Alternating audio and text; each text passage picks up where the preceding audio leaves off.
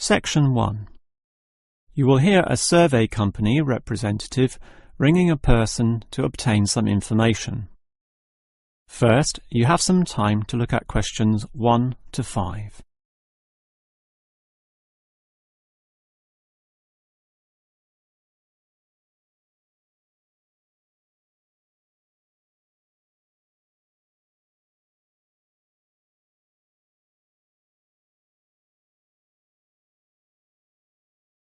You will see that there is an example that has been done for you.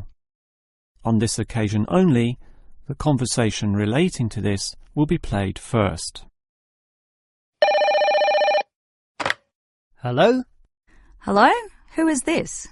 Hello, I'm a representative of the Tally-Ho Survey Company, and I'd like to ask you a few questions regarding exercise. Ah, that's an interesting subject. The representative will ask questions about exercise, so exercise has been written in the space. Now we shall begin. You should answer the questions as you listen, because you will not hear the recording a second time. Now listen carefully and answer questions 1 to 5. Hello? Hello? Who is this? Hello, I'm a representative of the Tally-Ho Survey Company, and I'd like to ask you a few questions regarding exercise. Ah, that's an interesting subject. Yes, we think so too. But I'm afraid I'm a bit busy at the moment. Don't worry, this will only take about 4 minutes at the most. It's 10:25 now, so it will all be over by 10:30. Well, all right, if it's that short. It will be. So, one of the first things I need to know is where you are, that is, which suburb or area of the city. The last client was in Blackburn, for example. Blackburn, that's close to me. I'm in Box Hill. Another eastern suburb, then. I have a friend in Box Hill, too. Interesting place. Now, I need your approximate age for this survey. Are you younger than 20, between 20 and 29, 30 and 39, and so on? I'll turn 40 in a few months, so that puts me in the 40 to 49 age group. Well, that's in a few months, so right now you're in the 30 to 39. Oh, right, so put that then. OK. Now, I need to know your occupation. The last caller was a housewife, for example. The one before that, a teacher. I used to be a teacher too, teaching cookery. And now? Now you can just put domestic duties. Actually, I hope to begin a new job soon as a cook, but that won't be for some time yet. I have to wait for my husband's restaurant to open. Cook? That sounds interesting. But it's domestic duties for now. OK, that just leaves some information about your family. This is not obligatory at all, so if you don't want to answer, that's fine. What sort of information exactly? Oh, it's very broad. Married with children, single mother, that sort of thing. The last customer said she was a single mother. I'm married and not a mother. Put married, no children. I'm married with children myself, but I'll put in your details. And that finishes the profile and just leaves the actual survey itself if you're ready to proceed. Before you hear the rest of the conversation, you have some time to look at questions 6 to 10.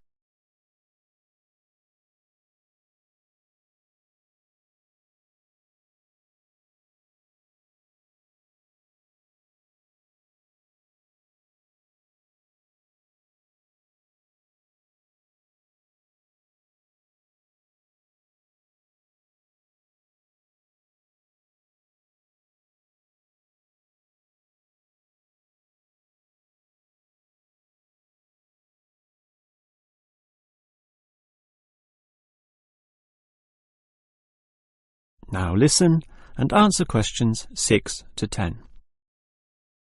All right, let's begin the survey now about your exercise habits. I'm afraid I don't exercise much at all. Well, the main question is in what form you take your exercise, however little that may be. For example, in just cleaning. Do you clean the house? My husband does the cleaning, actually, but I walk to the supermarket and shops very often, up to 4 times a week. I'll put that then, unless there's something else. Nothing else, really. But I diet. I'm very strict about what I eat. Oh, and I do yoga, although that's not very energetic. More a form of relaxation and to tighten my muscles. They're both important, of course. But what about sport? Do you undertake any sporting activities? This could be very infrequent. In the past, for example. My husband plays basketball at the local school, and I sometimes watch. When he was younger, he was in a basketball team, but I never participated. Have you done anything at all? I used to hike in a nearby national park. Well, that's a definite physical activity, so I'll put that, but not basketball. All right, that just leaves future exercise intentions. Do you plan or expect to do, at some stage, any form of exercise? I once dreamt of doing modern dance, but that's never going to happen. Realistically, I'm thinking about going swimming at the local aquatic centre. Although my husband thinks we should just jog. I can't see myself doing that, though. Too tiring. I can understand. I used to jog too, and it really makes you sweat. I'd say swimming's a much better option. But I'll be starting this job as a cook in my husband's restaurant. I imagine I'll be very tired doing all those late shifts. But if I have any energy left over, I might go to the aquatic centre to release some stress. All right, well, that's the end of the survey. Thank you very much for your time. That is the end of section 1. You now have half a minute to check your answers.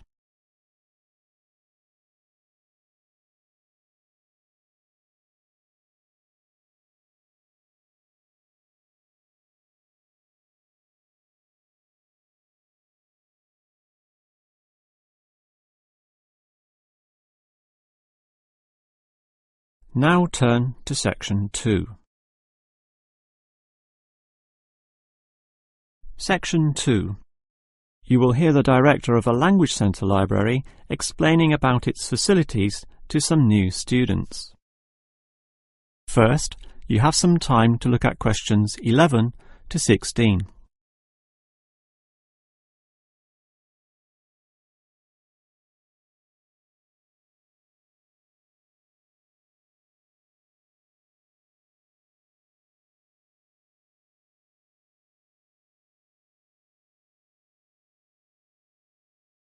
Now listen carefully and answer questions 11 to 16.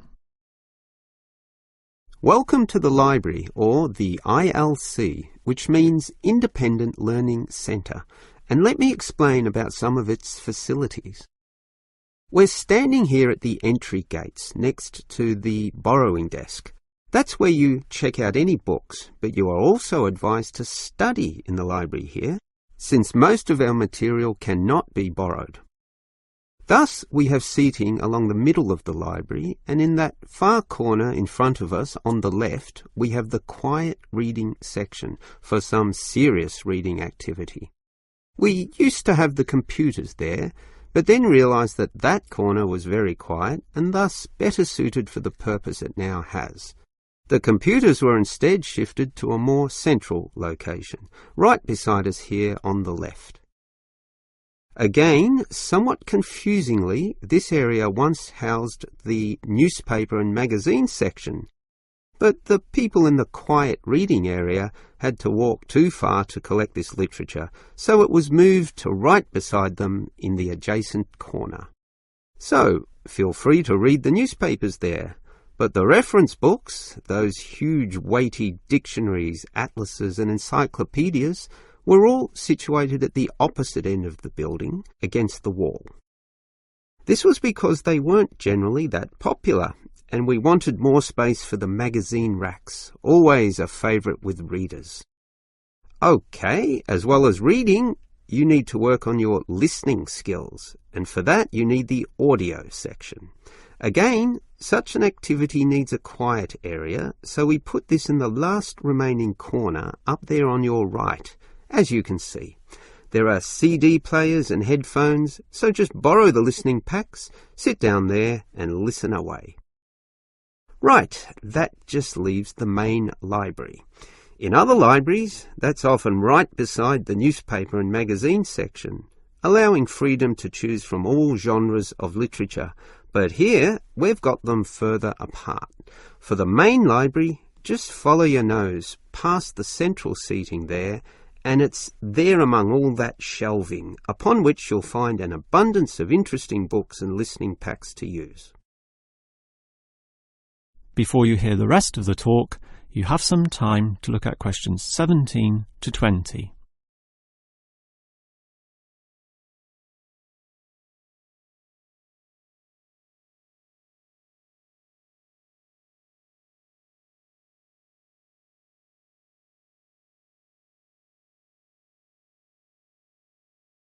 Now listen and answer questions 17 to 20. Now, I'd like to tell you a bit more about an excellent service offered in the ILC here that we call the Special Sessions. What can you do in them? For a start, many of you need practice in speaking English, and for that we hold a special discussion session led by a teacher. That can be noisy. In fact, we hope that it is noisy, since that would mean many people are talking. It's in the central seating area, and it used to be from 10:30 to 1:30, but we found that the noise was disturbing the regular ILC patrons, so we shortened and moved this discussion to the morning 9 a.m. time slot, when fewer people are in the centre. It goes for 1.5 hours. All right, what about writing skills? Well, we can help you there with another teacher. Now, writing is a fairly quiet activity, so that teacher stations him or herself in the quiet reading area from 1:30 until 3. The 10:30 to midday time slot cannot have a teacher for such writing skills, as they are all teaching in the morning. For this reason, of course, there cannot be an on-call teacher in the morning either. Although many people would like one, particularly the 10:30 to noon crowd, having just finished their early morning class. These students all have to wait until midday onwards, when, for 3 hours, a teacher will be stationed in the audio section, ready to deal with all those questions. Until recently, we had another teacher doing the 3 p.m. to 6 p.m. time slot in the central seating. But all the noise interfered with the late users of the ILC, so we had to cancel that. Also noisy can be the language exchange, where local students who want to learn your language will help you practice English. This is generally done in pairs, so the noise level is low enough not to need this exchange to run at 9 a.m, but at the more congenial time of 10:30 among the central seating. That must finish by 1:30 though, after which quieter and more individual activities take place. That is the end of section 2. You now have half a minute to check your answers.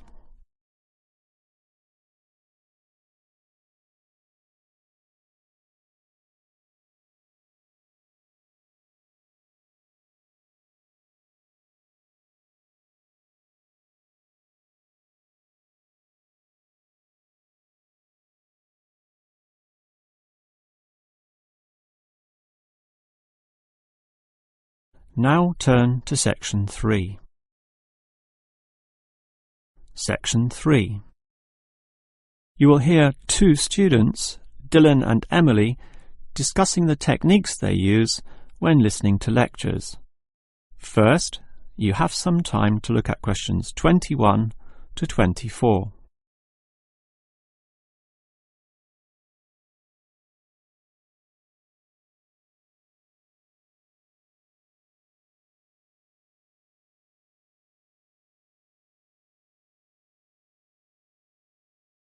Now listen carefully and answer questions 21 to 24. Hi, Emily. What did you think of that lecture? A bit hard to follow, but I have some good lecture listening note-taking strategies which really help, so I can review the lecturer's message later. Lecture listening note-taking strategies? Review it later? That sounds interesting. I must admit, I struggle a bit to take down the gist of what I hear. Look at my notes. Well, I can see a basic problem immediately. You're writing full words, such as century, when all you need is a C. And don't write increase, just draw an up arrow. And why write thousand when a TH will do? I see. Just use symbols. That's not a bad idea at all. It's the most basic strategy, allowing you to record information at a faster pace. These lecturers can talk faster than others too, so you don't want to waste any time. But you need to be very familiar with your set of symbols. Why? Because you'll have to look at these notes days, weeks, or even months afterwards when you begin writing your essay. So you'll need to be able to interpret them at a later stage. I think I can do this, even by looking at your notes. Imed must mean immediately. But regarding the lecture as a whole, I knew the professor would be giving a set of specific recommendations and comparing two alternative approaches, so I formatted my page in advance, adding the features consistent with the nature of what I was going to hear. I think I need an example of what you mean. Well, look at my page. Before the lecture, I drew large headings saying recommendations. You should always draw these, and I drew a table saying Approach 1 and Approach 2.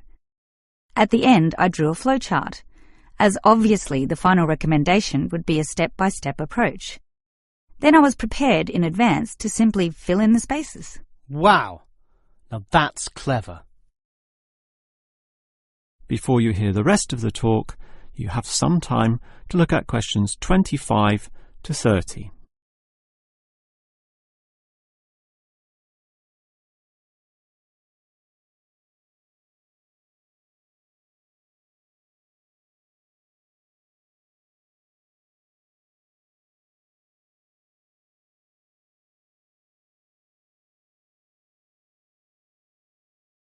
Now listen and answer questions 25 to 30.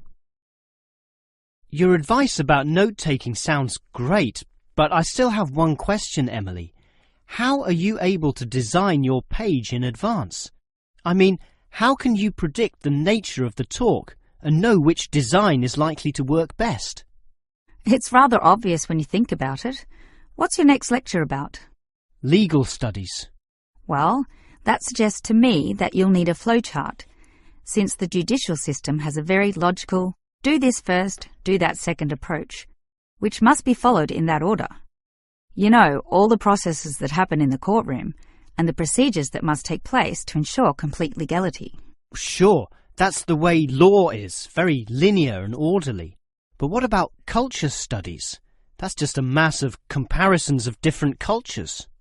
Which tells you that you'll need a table where, in tabular form, you can efficiently write down information.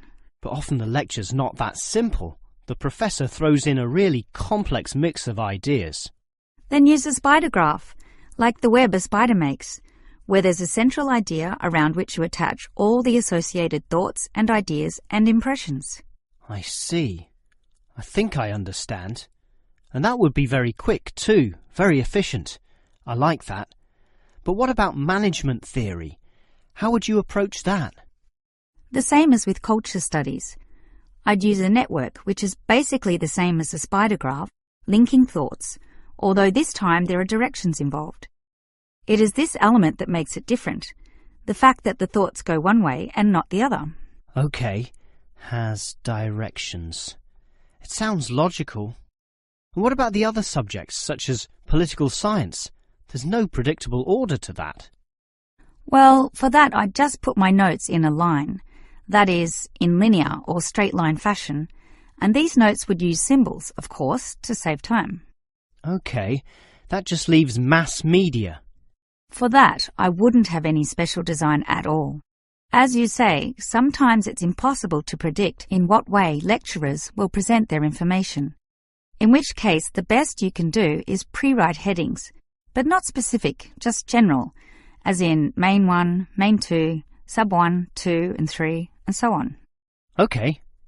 But always be prepared to adapt to the nature of the talk, using any one of the other methods if it becomes appropriate at the time. That is the end of section 3. You now have half a minute to check your answers.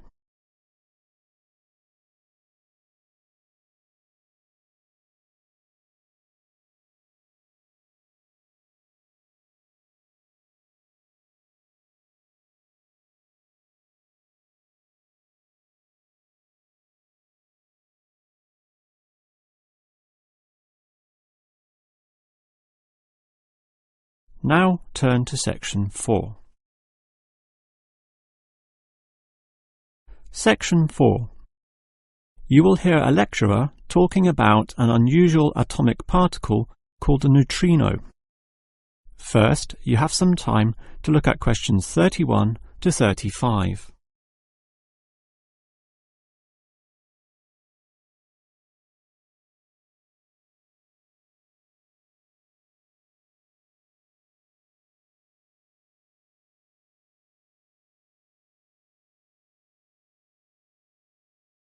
Now listen carefully and answer questions 31 to 35.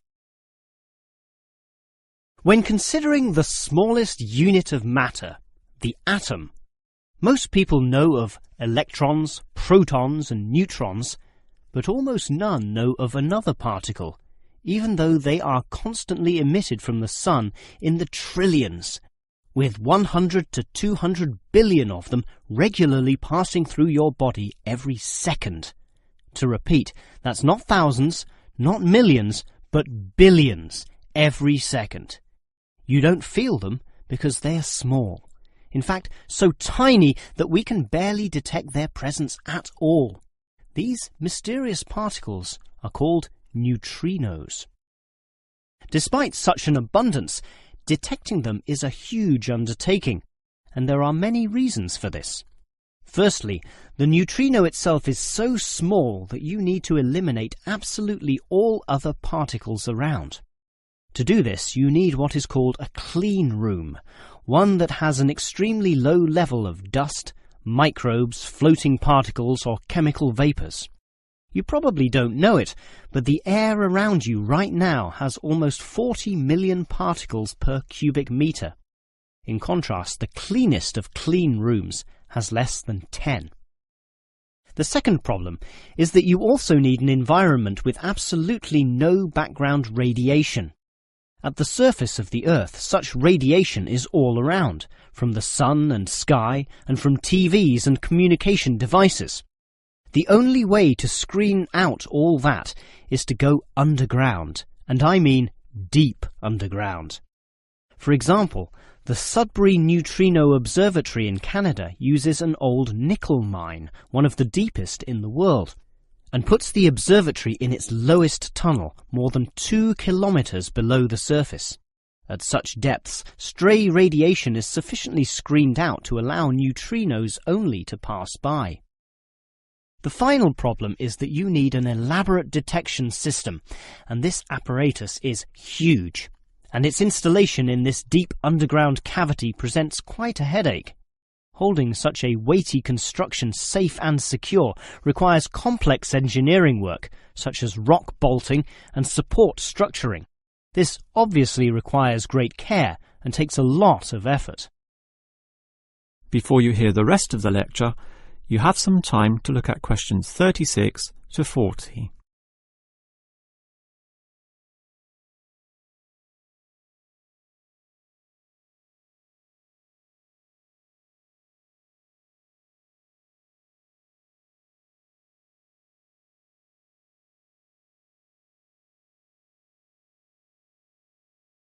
Now listen and answer questions 36 to 40.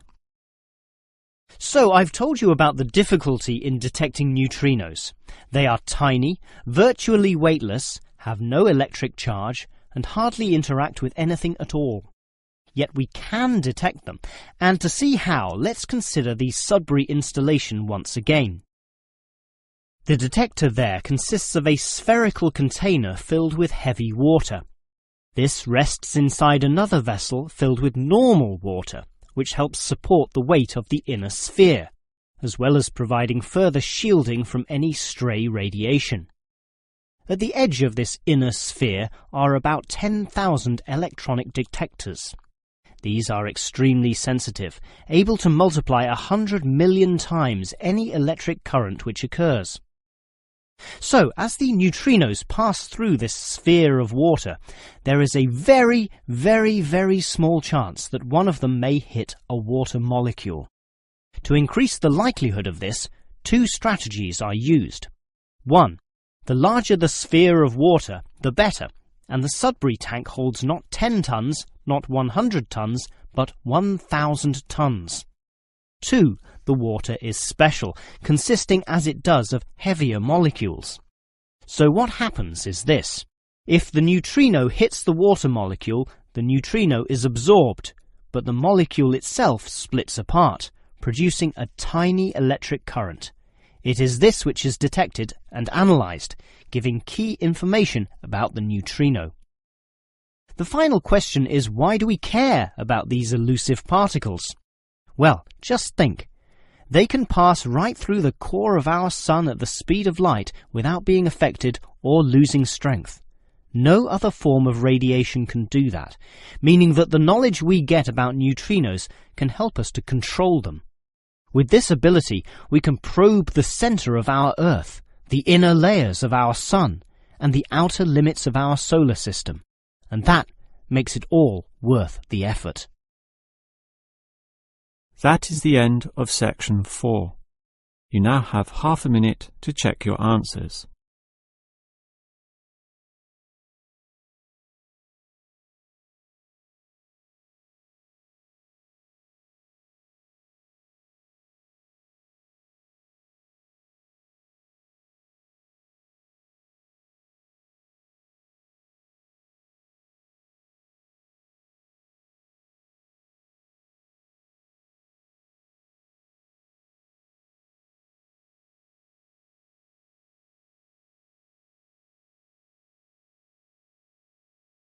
That is the end of the listening test.